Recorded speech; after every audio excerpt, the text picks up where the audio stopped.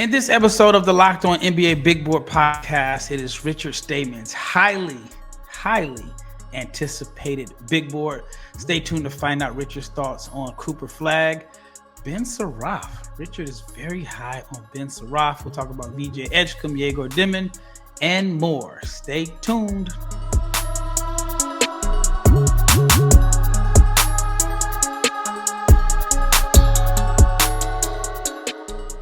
Big shout out to each and every person that has made the Locked On NBA Big Board podcast your first listen of the day. I am your host, Rafael Barlowe, along with my co-host, Richard Stayman, and this is his Big Board. He hasn't done one for us this year, so it's going to be interesting to hear about the prospects he is higher and lower on than the consensus. But before we get into this episode, I want to let you know that it is brought to you by Robinhood. Robinhood Gold provides the privileges of the high net worth for any net worth. These generous benefits are now available for only $5 a month. The new gold standard is here with Robinhood Gold. Sign up, Robinhood.com/gold. Also want to let you know about the new Locked On newsletter. Your favorite Locked On NBA podcast now has a newsletter. You can check it out at lockedondaily.com. It is the one stop for ultimate team and league coverage delivered right to your inbox. So sign up for free at lockedondaily.com. And if you're not subscribed to the Locked On NBA Big Boy YouTube channel, please subscribe, like, share, comment, click the bell so you can be notified every time we drop an episode, because we are your source for NBA draft content daily. All right, let's get right into it. How's everything been going for you? I know you've been doing a little bit of traveling and scouting. You've seen some high school games. You've been to some college games. Who's the one guy that had just popped out and stood out to you that you've actually seen in person? Man, I went to the Jimmy V Classic, which was Miami, Tennessee. That game didn't have too much that popped, but the Arkansas-Michigan game, Boogie Fland looked fantastic. I saw his stats. I was really surprised he was 6 of 17 or 6 of 18. It's probably the most impressive 30-something% shooting game I've seen this year. And then Danny Wolf. I mean, I was not a big fan of his going into that game. I'd watched a couple games to start the year. Didn't see too much that moved me. And then that game, I mean, he was 7-foot point guard, like truly a point guard. And that blew my mind. He was doing so much, one of the most cerebral players on the floor. It was really impressive. I think he's been that guy on a high school level. I've seen so many guys. I really like Dakari Spear. He's from the Colony, just outside of Dallas. Really big fan of his game. He's listed at like 6'3", 6'4". He's 6'5", 6'6". Does so much on defense. Just such a high level high school player, and he's a junior right now. Yep. So Danny Wolf had a friend of mine that I went to college with, and he's really connected to Michigan basketball. He went to a practice this summer, and he sends me a text, and he says, Danny Wolf is a lottery pick. And he sent it this summer, and I had tweeted it. It was just in response to something. Then I ended up getting like a bunch of people from Michigan, like Michigan basketball fans, reaching out to me, asking me that I have more information. I was like, no, I just responded to what I saw in the tweet about him. But my friend was like, he is a lottery pick. I mean, only time will determine, but he's had some really, really, really good flashes this year. All right, let's get into your big board. So you have Cooper Flagg, number 1. Do you think that's a lot? Do you think Dylan Harper or Ace Bailey, who you have 2 and 3, do you think any of them can put up a fight and challenge? Probably not Ace. I have Ace at 3 right now because I don't know who else to really put there. I don't see him holding that spot, to be honest. I'm starting to sour a little. Dylan, maybe. It's really between those two guys for me. Yep. So I have the same order. I do think Dylan is closing the gap. But however, I feel like if it's a tie, then the tie is going to go to Cooper Flagg, just because I think an owner may look at the income that Flagg is going to be able to generate. But I do think it's closer than what people think. I have Ace at number 3.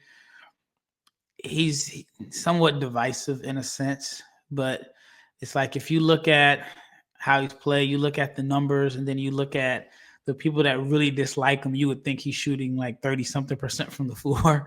You would think he's just been like crazy inefficient. And what's interesting to me about the whole Ace Bailey chatter is like people are usually hot or cold on him. And he is shooting, he's more efficient than VJ Edgecombe last time I looked.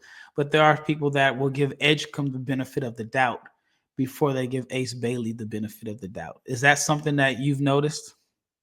Yes, it is. It is a weird conundrum where it's like they both have similar issues. For one person, the tall guy, it's an issue. For the shorter guy, it's actually not. It's really weird. I think we're just kind of entering the Jabari Smith stuff over again. And I messed up. I had Jabari 1. I think I was too high on his floor, which was a mistake. But you have to learn from the mistakes, right? And Ace probably isn't going to be the number 1 player because the limitations getting to the rim and everything. But Jabari Smith is still a really good player. Like he's somebody, if you picked him 5 in most drafts, you're pretty okay with that. It's not a dream scenario by any means, but it's also not a death outcome. And I think if you're picking Ace in the top like 7, you're most likely going to be okay. I think he's going to be a good NBA player. I just don't know how good. Yeah. All right, let's get into some of the names on your big board as far as the rankings that I wanted to get like a good understanding. So you have Ben Saraf at number 4. So that is the highest that I've seen him. I've even seen some people say that they thought that his stock has kind of fallen a little bit over the last few weeks. I think he's been injured. But why are you so high on Saraf? Because, I mean, you're the highest on him that I've seen. Yeah, I'm really high on him. I think if he gets there's a few things just addressing right away. The right hand / left hand dominance is obviously a big issue. But I think his just overall on ball playmaking, what he does as a ball handler, is so strong. He won't be necessarily the only primary guy in the NBA. That's going to be something he's going to have to overcome, but he's very tough. I think he's extremely smart. One of my favorite things is watching a guy in a bad game. And there's going to be another player on this list that he goes in the opposite end of this, where you watch him in a bad or like subpar game. He went 6 of 17 also in a game recently, or 7 of 18, something like that. And I mean, he was the best player on the floor by a mile. And I love that stuff. I think he did so many things right that the numbers really underestimate him, how much he is doing this stuff at a high level, consistently repeating it, making the smart plays. You rarely see him make a play that makes you want to pull your hair out. And I think as a lead guard at his size, I think that's really beneficial. I think he'll be able to adapt into more, that on and off kind of the way the NBA is, right? Where it's these multiple point guards in a way where everybody takes their turns. I think he's going to adapt really well with that, especially that's where the toughness factors in. I think he's okay mentally going, okay, it may not be my turn this time, but when it is my turn, I'm going to do the right thing and make the team better. What's your biggest concern? The biggest concern? Yep. I mean, it's the right hand. The right hand scares me more than anything. He always wants to go left. I think it's just a workable, fixable issue with time. So that's why I'm not souring on it. I see it's an issue right now, of course, but I don't think it's an issue in 5 years. Yeah, and the reason I was asking, because depending on who you speak with, some say it's the position. Like, what is his natural position? Some aren't sure that he's going to be a full-time point guard. Others would tell you it may be the shooting.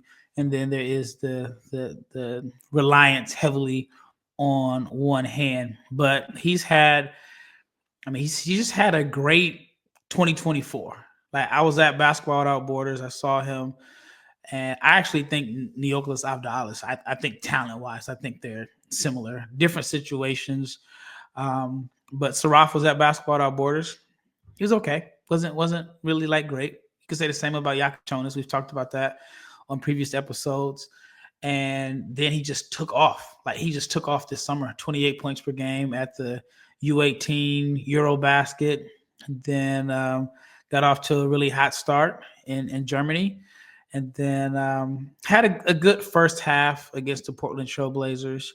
But Ben Saraf is 6'5", 6'6" point guard / wing from Israel. I think he has definitely made a name for himself in 2024. But again, You have him at number 4. That is the highest I've seen. All right, up next, we're going to talk a little bit about VJ Edgecombe again and Egor Demin, 2 guys that I've seen some people have as tier 1 prospects, and I wanted to hear Richard's thoughts on those 2. All right, before we get into the second segment, let's talk about Robinhood Gold, because with Robinhood Gold, you do not need a silver spoon to eat up the financial favors of the 1%. Now, Richard might be in the 1%, but I know I am not in the 1%.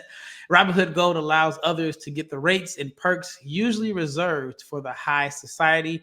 And right now, the resourceful individual with Robinhood Gold can earn the very liberal rate of 4.25% APY on uninvested cash and be rewarded with a handsome 3% retirement boost on IRA contributions. Robinhood Gold provides the privileges of the high net worth for any net worth. These generous benefits are now available for only $5 a month. I could even afford $5 a month. The new gold standard is here with Robinhood Gold. Sign up at robinhood.com/gold.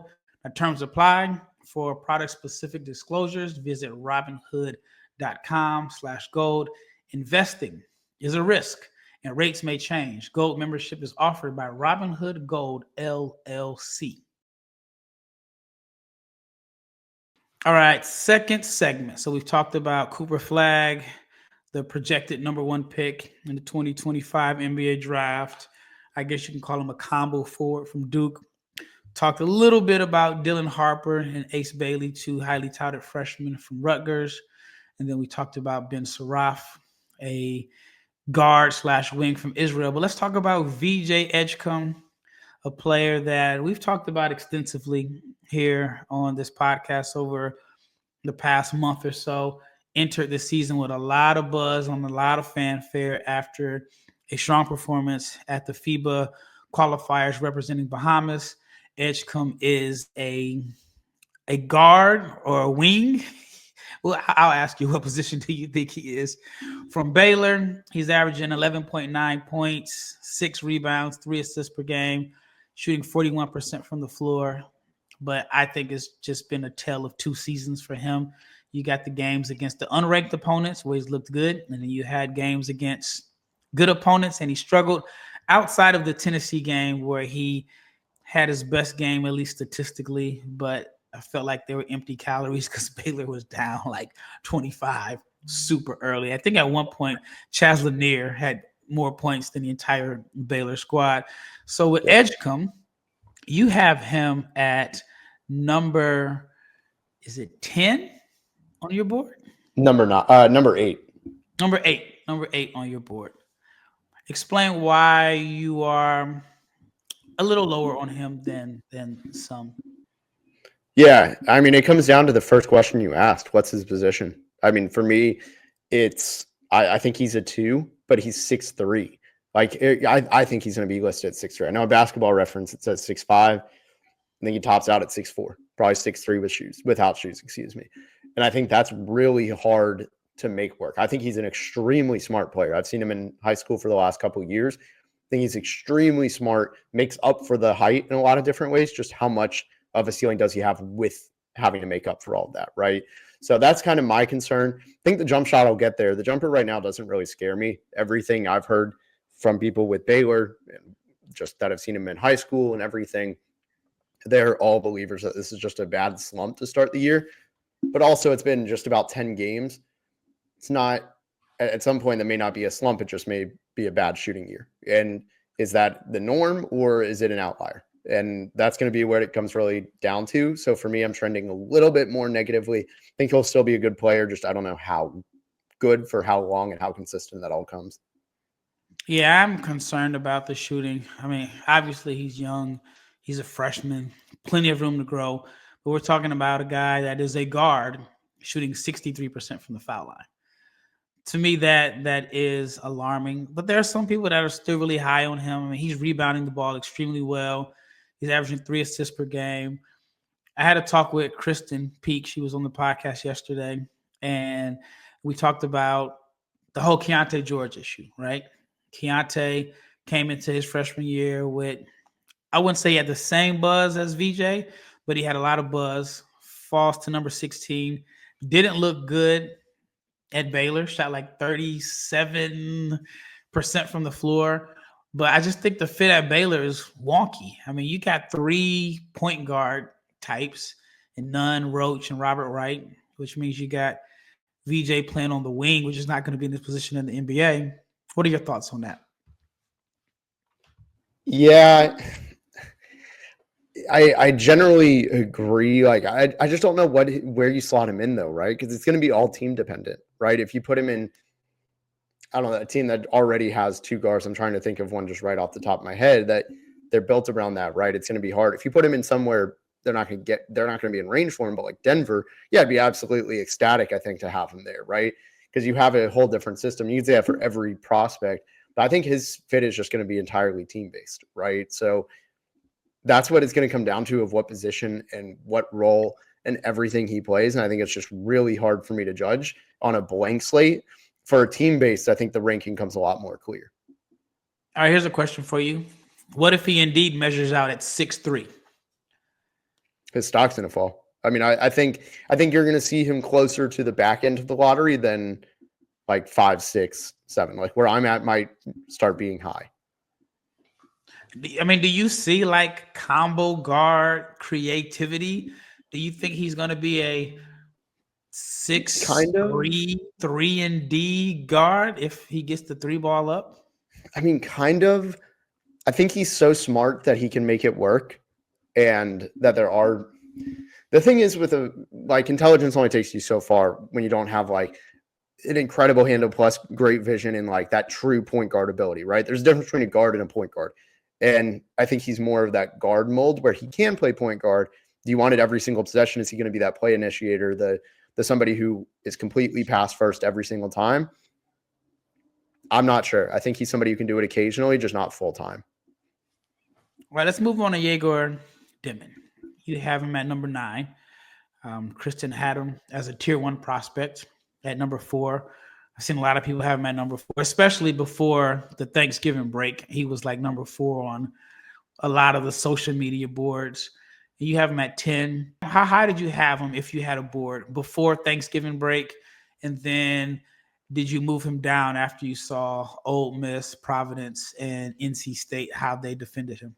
Yeah, I was pretty hesitant to buy into. I mean, let's just go down the game log. It was a really weak schedule to start the year until the last 3 games. They had Central Arkansas, UC Riverside, Queens in college in North Carolina, Queens University, Idaho, Mississippi Valley State, and then they play Ole Miss, NC State and Providence.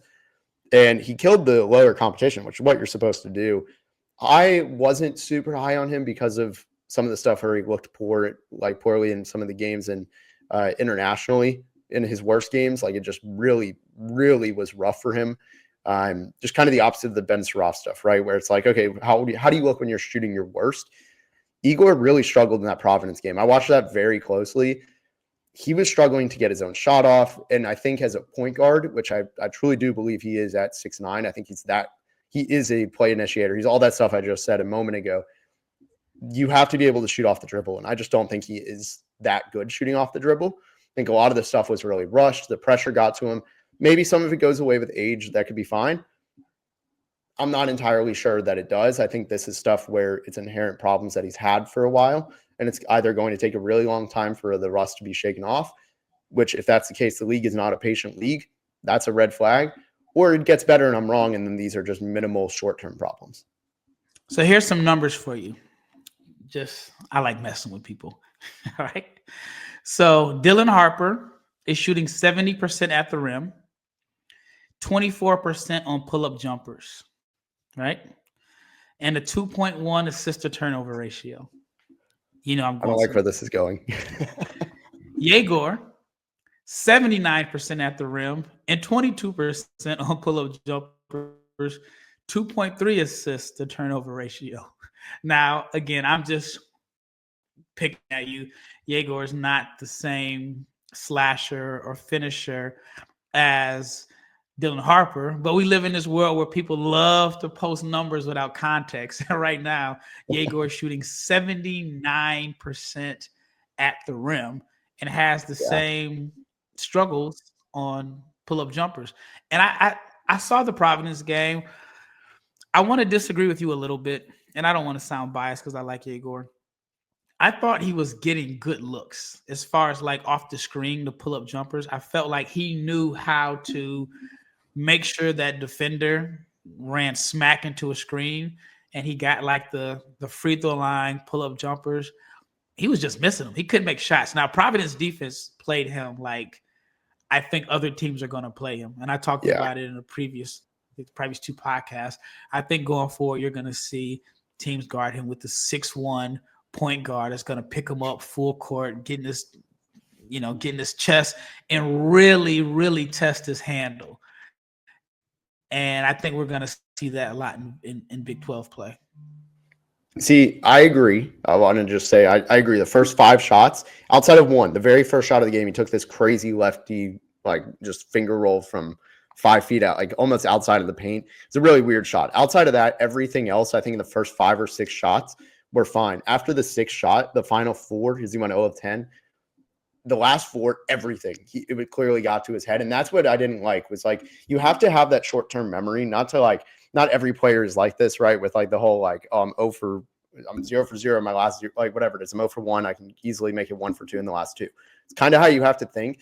And for him, I just did not get that vibe at all. I felt like he rushed his mechanics on a lot of shots, right? He got the separation and he would go, all right, I have to shoot it. Like he was very much clearly playing to the numbers. And I don't like that just in general with athletes. I don't think you can play to the numbers. You kind of have to play to the play. That was my red flag with it. I agree that the first like 4 or 5 shots, you just miss. Like you can't judge fully off of misses. How do they look? Half of them I would say were good looks. The other half I was pretty alarmed with because it felt like he was forcing it. He was really trying to press the issue. Just wasn't a fan of that. Yeah. All right. Up next, we're going to talk about a few guys that Richard is higher on than a consensus. And these guys, I see him, actually one guy, he's actually really lower on him than the consensus. So stay tuned to hear Richard's thoughts on Kam Jones, Jase Richardson, Nolan Traore, and Max Shulga. But before we get into the last segment, let's talk about FanDuel. Because with FanDuel, you can tackle the NFL action with America's #1 sportsbook. And right now, new customers can bet $5, just $5. You can get $150 in bonus bets if you win. The FanDuel Sportsbook app gives you everything you need to place live bets on the NFL, and it is all in one place. So when you get a hunch in the middle of the game, and you want to check out the latest stats, review live play-by-play, and so much more, it is on the same page where you placed your bets. Just visit FanDuel.com to join today. You'll get started with $150 in bonus bets if you win your first $5 bet. That's FanDuel.com. Never waste a hunch. Make every moment more with FanDuel, the official sportsbook partner of the NFL. All right, last segment. Kam Jones, the guard from Marquette. He has been very impressive. I know there is some talk about how well he's going to play without Tyler Kolek and also Iguodala. He's filled in very well. He was their leading scorer last year, but fell behind the radar, under the radar behind those two. He's picked up the playmaking. And I have him as a first-round pick. And I see you're high on him, but you are higher on him than pretty much everybody that I've seen. You have him at 16. Yep. Yeah. I mean, for me, it's just I'm very confident he's an NBA player. And right now where I'm like, okay, I can easily see him slotting into the NBA. It's a top 20 guy for me. It was just kind of who was around him where I was like, yeah, I can kind of see him being just a little bit safer with good usage than some of the other guys in that general range. So yeah, I mean, I think he's going to be somebody that starts several games. You can play him off the bench and he can be extremely valuable. The jump this year has been phenomenal. I wasn't actually a fan of him last year at all. I thought some of the game, I was like, yeah, he's a really good college player, fringe NBA guy. This year, the takeoff has been insane. And it clearly was just a context issue. He had Tyler Kolek, he had Iguodala, who really both of those guys did more playmaking than him. And Yeah. that, like you said, like that's big, but it's not just the playmaking jump going from 2.4 assists to 6.6 assists with no turnover change, by the way. He averaged 1.4 turnovers last year and this year so far with 4 assists more per game. That is insane. He's also, though, doing it as an improved scorer. He's at 20 points a game from 17 last year, 58% shooting. That's probably not going to be sustained, but it's against really good competition for the most part.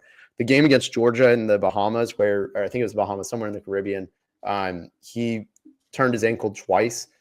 And I remember watching it. I was texting another buddy of mine, and I was like, well, he's hurt. So any bad stats he has, honestly, I'll dismiss for this game. He still went 5 of 8, had 7 assists, 10 points.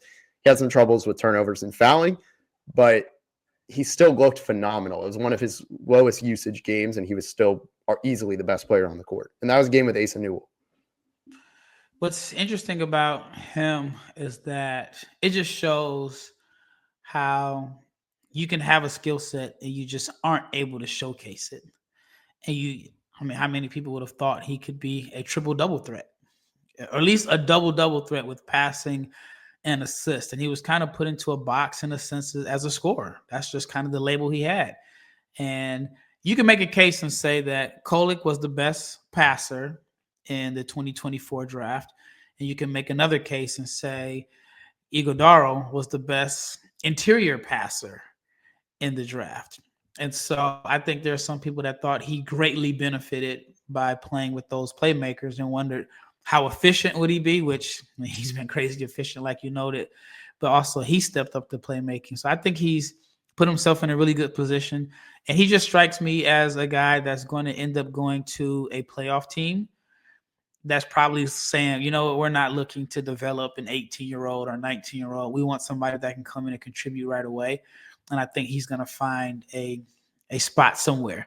All right, we got to shift to Nolan Traore, who was a projected top 5 pick based on my opinion coming into the season. And I was pretty much with the consensus after he had a strong spring and summer showing. The point guard from France that a lot of people are excited about. I almost feel like Traore and VJ Edgecombe, if they just sat out this year with, a hamstring injury, their stock would be higher. Yep. So Traore he's been up and down. He's had some really good flashes, but the shooting is rough. I haven't looked in a couple of days, but it was like 32% from the floor. The 3-point shooting's been down. The turnovers have been high. He's been getting benched. His minutes are getting cut. And you have him at 18? Yeah, that was the most painful move I've had.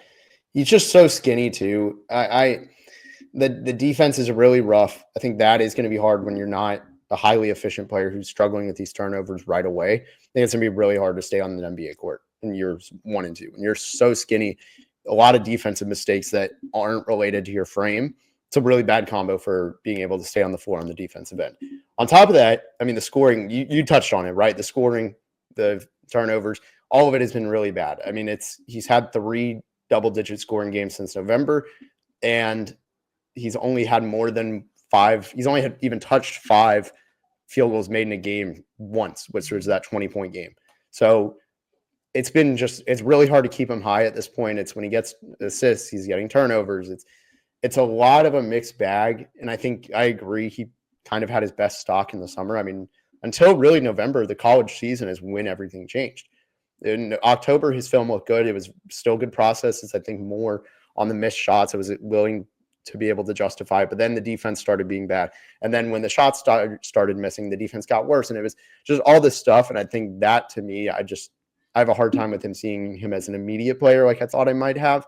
And it would have been probably on a bad team. But it's just been leaving a lot to be desired. Yeah, he definitely would have been a lot higher if he didn't start this season. I mean, he had the 45-point game in the Adidas Next Generation tournament, and now it escapes me which team it was against. It was either Barcelona or Real Madrid that he scored like 45 against. And if it was against Barcelona, that means Kaspar Shakachunas was on the floor. And if it was against Real Madrid, then Egor Demin and Hugo Gonzalez were on the floor. And then at the U18 Eurobasket, the scoring was down, but he led that tournament in assists per game. And so he was the player that a lot of people, myself included, thought he had just an ideal balance of playmaking, scoring, and the ability to just consistently get in the paint.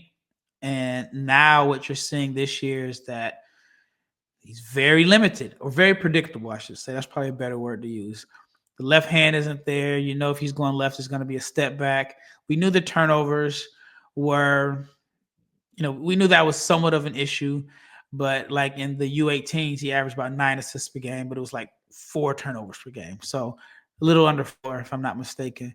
But I definitely think his stock has taken a hit. All right, let's talk about Jase Richardson. And you have him as a first rounder. Yeah. Do you know he would be Michigan State's first round pick since Jaren Jackson? Yeah. Yeah. Yeah, I really like their freshman class. I mean, Kurtang is a guy to keep an eye on, I think, in future years. Jase is just, I feel like he's going to be an analytical darling. Like the shot is obviously way overachieving at 50%, but I think he's very smart. He knows how to get to the rim in terms of like, he has a really good head fake, right? And he can pass out of contact and like things like that, I think are going to translate up. He's a guy who finished extremely well in high school and it's translated 1-to-1 so far. And I don't see any signs of it slowing down because of how he's translating it. And it's the same stuff from high school. So really not much has changed. The jump shot kind of came and went in high school. If that stays even above 35%, I'm sold. That's really what it's going to come down to. The stock will fully depend on that 3-point shot. So here's the thing about Jase. When you look at his numbers compared to VJ, right? So now he's shooting 85% from the foul line. If he were shooting 26% or 30%, like what VJ is shooting, you could look at the free throw percentage and be like, all right, the touch is there. Maybe he's just cold. But Jase is shooting 85% from the foul line, 50% from 3, 63% from the floor. 60, 50, 85 shooting splits over 9 games. That's pretty impressive. And he has 18 assists to 4 turnovers. In my database that I have for high school basketball last year, of all players who played in the 17s that had trackable stats on Synergy, he had the single best assist to turnover ratio in high school AAU at 3.24, and right now he's at 18-4, so that's 4.5. Like that is really off the charts. Yeah. Yeah. 18 assists to 4 turnovers. That is, it's almost like the assist to turnover version of what Reed Shepherd was doing from 3 last year. Like it is incredible. I like that. Last, this is a player that you have on your board that I haven't seen on anyone's, and you have him in the top 30. Yeah. Max Shulga from VCU. The floor is yours. Yeah, this is a guy I have no idea how, if he would be on boards, I think, if everybody watched VCU more. I think that's simply what it comes down to. That team is going to make a lot of noise in the tournament. They have a lot of talent. Him, Joe Bamisile. I mean, Luke Bamboy is really good as well. Really good talent, really well-coached team. Max Shulga is what makes that team go.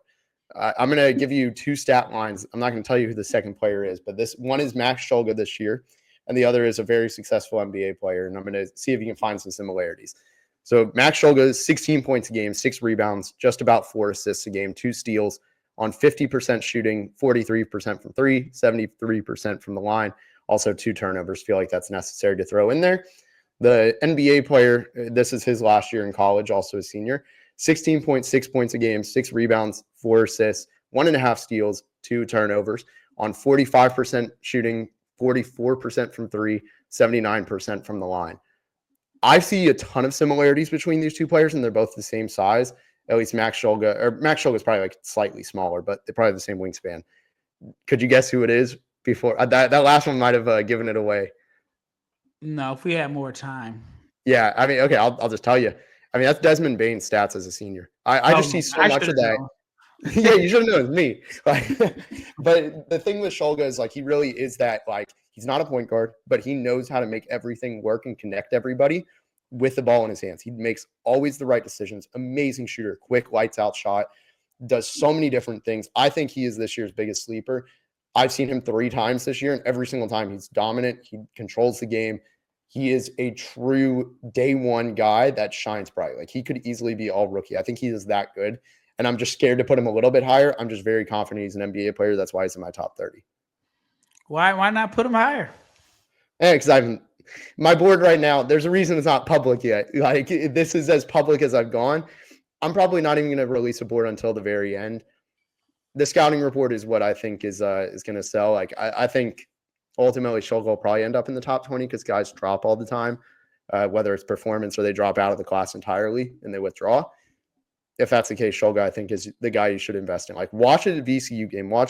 They played in Miami. I mean, the Miami's not that impressive this year, but they've played a lot of in Charleston Classic. That's where I would watch your film. And, like, he was really impressive against Nevada. They also had a game against Seton Hall. Like, he just pops off the charts. I've watched him, but I'm going to pay more attention to him now. You've definitely put him on my radar as far as I don't have him in my top 60 right now, which, it's fair. Totally fair. It's not a knock not on a hot you take or anything like that. I've watched him. I just got to pay more attention to him. Remember where you heard it first. Richard Stayman says Max Shulga. You said first team all rookie, right? He could be. I'm not going to plant my flag fully. I'm going to put a flag over the ground there and maybe plant it down the road. Social media never forgets. Oh, yeah, fully. Mostly that's bad. Fine. If you're right about something, but if you're wrong about something, it's over. They will bring that up. Well, that wraps up this episode of the Locked On NBA Big Board Podcast. Thank you for making this your first or second or third listen of the day. Either way, we appreciate each and every listen. Once again, check out the Locked On newsletter, lockedondaily.com. And once again, have a great weekend. It's Rafael and Richard Stayman, and we are out of here.